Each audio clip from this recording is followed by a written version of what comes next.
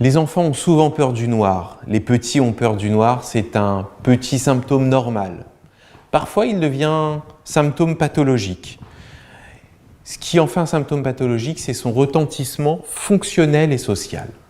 C'est-à-dire que l'enfant va être, sans plaindre beaucoup, va être fatigué et il va y avoir un retentissement familial lourd, beaucoup de tensions au moment du coucher, etc.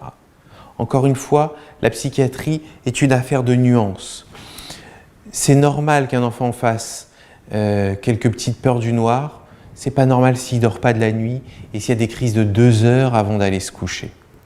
C'est l'excès qui nous dit qu'il y a quelque chose qui ne va pas. C'est pas la présence du signe. Tous les enfants, et même plein d'adultes, dont moi, ont un peu peur du noir. Alors qu'est-ce qui se cache derrière la peur du noir ?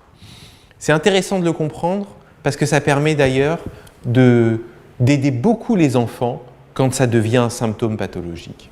La peur du noir, c'est un tour de passe-passe que joue l'inconscient à l'enfant. En vérité, l'enfant n'a pas peur du noir. Il le croit vraiment, il ne vous ment pas. Il croit sincèrement qu'il a peur du noir. Mais en réalité, le noir est complètement innocent dans cette affaire. La preuve, les enfants qui ont peur du noir sont tous d'accord pour dormir dans le noir le plus complet si c'est avec papa et maman. C'est bizarre parce que moi j'ai peur des tigres et dormir avec mon père et ma mère dans la même chambre qu'un tigre, je ne pense pas que ça va me rassurer. Et là, tous les enfants du monde sont tout à fait rassurés, ils n'ont plus peur des monstres ni des tigres quand c'est avec papa et maman. Ça met la puce à l'oreille quand même. Ça met la puce à l'oreille sur le fait que la peur du noir est une angoisse de séparation. C'est en vérité une inquiétude de l'enfant de se séparer de ses parents pour dormir seul. Ça peut être tout à fait normal parce que les enfants adorent être avec leurs parents et s'inquiètent toujours un peu d'être seuls. Mais à ce moment-là, il faut que ce soit léger, modéré, et qu'après 1 ou 2 passages dans la chambre, ils s'endorment et qu'ils ne soient pas fatigués le lendemain. Et puis, ça peut être pathologique, c'est-à-dire que l'enfant semble vraiment terrorisé, ne veut plus aller se coucher, et la famille est en état de tension tous les soirs.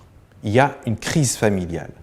Alors, ça veut dire que quelque chose ne va pas, et plutôt qu'être dans un bras de fer très violent qui ne sert à rien, ou dans une empathie excessive et prendre l'enfant dans le lit avec soi, qui n'expliquera pas non plus, qui masquera sa souffrance, mais qui n'expliquera pas pourquoi il a fait ça. Eh bien, il faut se demander ce qui se passe avec cette petite lumière que je vous ai proposée, que la peur du noir est une angoisse de séparation. Est-ce qu'il y a des choses qui peuvent lui faire en ce moment craindre plus que d'habitude d'être abandonné, d'être seul ? Est-ce qu'il y a un proche qui est malade ? Est-ce qu'il y a un proche qui est mort ? Est-ce que papa et maman se disputent beaucoup ? Est-ce qu'il y a eu des proches qui divorcent ? Est-ce qu'on a déménagé ? Est-ce qu'il y a un ami qui a déménagé et du coup qui ne voit plus ?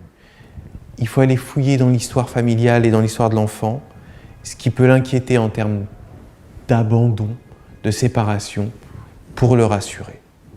Et à ce moment-là, en général, la peur du noir va diminuer.